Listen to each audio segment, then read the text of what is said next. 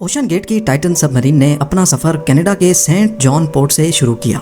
जिस लोकेशन पे इसको ओशन के अंदर डाइव करना था, ये सेंट जॉन से 700 किलोमीटर दूर नॉर्थ अटलांटिक ओशन में वाक़ है और इसी पॉइंट पर ठंडे पानी के नीचे ओशन की गहराइयों में टाइटैनिक का शिप रेक भी मौजूद है।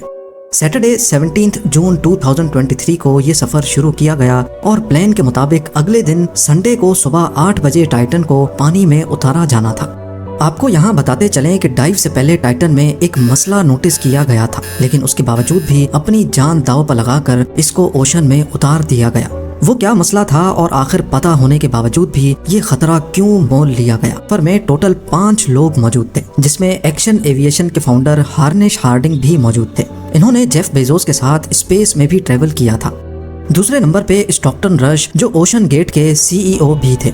ये अमेरिकन कंपनी ओशन टूरिज्म के लिए सबमर्सिबल्स फराहम करती है। तीसरे नंबर पे 77 साला पॉल हेनरी थे, जिन्होंने पहले भी टाइटैनिक को विजिट किया था। ये शिप रैक के एक्सपर्ट थे और इनको टाइटैनिक के बिखरे हुए पार्ट्स की काफी जानकारी थी। और आखिर में पाकिस्तानी बिजनेस टाइकून शहजादा दाऊद अपने बेटे सुलेमान के साथ इसी सबमरीन का हिस्सा थे। 17 जून को डाइव करने से पहले हार्निश हार्डिंग ने इंटरनेट पे अपना आखिरी पोस्ट किया था। उनका कहना था कि शदीद सर्द मौसम की वजह से उनकी डाइव डिले हो गई है। कल सुबह को जब थोड़े वक्त के लिए मौसम बेहतर होगा तो हम डाइव कर जाएंगे। ये 5 लोग अपना शौक पूरा करने के लिए मशहूर ज़माना टाइटैनिक का मलबा देखने जा रहे थे। 1912 में डूबने के बाद अगले कई सालों तक इसको तलाश करने की कोशिशें जारी रहीं, लेकिन अटलांटिक ओशन की हार्श कंडीशन के बायस ये काम इतना आसान नहीं था। फिर 1985 में जाकर आखिरकार ओशन फ्लोर पे RMS टाइटैनिक का मलबा मिल ही गया। टाइटैनिक अपने पीछे इतने सवालात छोड़कर गई थी कि अब इनके जवाब तलाश करने का वक्त आ चुका था।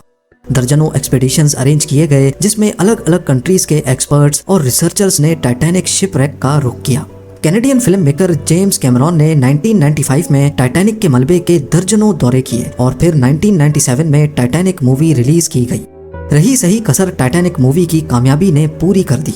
इसने इतनी धूम मचाई कि अब टाइटैनिक के मलबे को खुद जाकर देखना करोड़ों लोगों का ख्वाब बन गया। यानी ये काम अब सिर्फ रिसर्च के मकसद तक ही महदूद नहीं, बल्कि शिप रैक साइट पर टूरिस्ट भी जाना शुरू हो गए। कहा जाता है कि ओशन की गहराई तक जाना स्पेस में जाने से भी ज्यादा मुश्किल है और इसकी सबसे बड़ी वजह है पानी का प्रेशर। टाइटैनिक शिप रैक समंदर की सतह से 4000 मीटर यानी 4 किलोमीटर नीचे है। इस गहराई को इमेजिन करना हो तो आप बुर्ज खलीफा को देखें और समझ लें कि टाइटैनिक का मलबा समंदर में करीब 5 टाइम्स बुर्ज खलीफा की हाइट जितना नीचे है। इस गहराई में पानी का प्रेशर 5800 PSI होता है। ये उतना ही प्रेशर होगा कि इंसान के पूरे जिस्म पर नहीं, बल्कि सिर्फ 1 स्क्वायर इंच के हिस्से पर एक पूरा हाथी खड़ा कर दिया जाए। तो अब आप अंदाजा लगा लें कि एक सबमरीन में कितने स्क्वायर इंच होंगे और उस पर कितना ज्यादा प्रेशर पड़ता होगा। खैर, संडे 18 जून 2023 दोपहर को 12 बजे सबमरीन का सफर स्टार्ट हुआ। नॉर्मली टाइटैनिक तक पहुंचने में 2 घंटे लगते हैं, लेकिन 1 घंटे 45 मिनटों के बाद ही मदरशिप पोलर प्रिंस, जो के ऊपर वेट कर रही थी, उनका सबमरीन से राब्ता टूट गया। अगर 2 घंटे टाइटैनिक तक पहुंचने में लगने थे तो सिर्फ 15 मिनट पहले राब्ता टूटने का मतलब है कि सबमरीन टाइटैनिक के काफी करीब पहुंच चुकी होगी।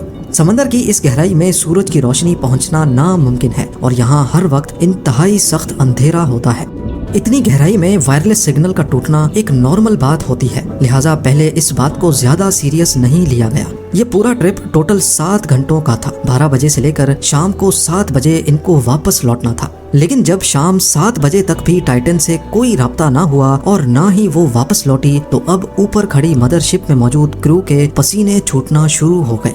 Canadian research vessel polar Prince ने टाइटन की तलाश शुरू कर दी। 9:40 पे उन्होंने US कोस्ट गार्ड से राब्ता करके मदद तलब की। अगले दिन मंडे को US और कैनेडियन शिप्स और प्लेन्स ने पूरे एरिया में एक प्रॉपर सर्च ऑपरेशन शुरू कर दिया। उन्होंने सिर्फ समंदर की सतह पर ही नहीं, बल्कि सोनार स्कैनिंग की मदद से पानी के अंदर भी अपनी तलाश जारी रखी। इस एरिया में जो कमर्शियल वेसल्स थीं, उनको भी ऑर्डर दे दिया गया कि वो अपनी आंखें खुली रखें। अगले 2 दिनों तक ये तलाश जारी रही, लेकिन टाइटन का कोई अता पता ना चल सका। लेकिन फिर एक उम्मीद की किरण नजर आई। वेडनेसडे 21 जून को सुबह 6 बजे सर्च टीम को पानी की गहराइयों में से कुछ आवाजें सुनाई थी। ये आवाजें अंडर वाटर रेडार्स की मदद से सुनी गई थी। फौरन ROVs को आवाज की डायरेक्शन में भेजा गया, लेकिन इस बार भी टाइटन की कोई खबर ना मिली।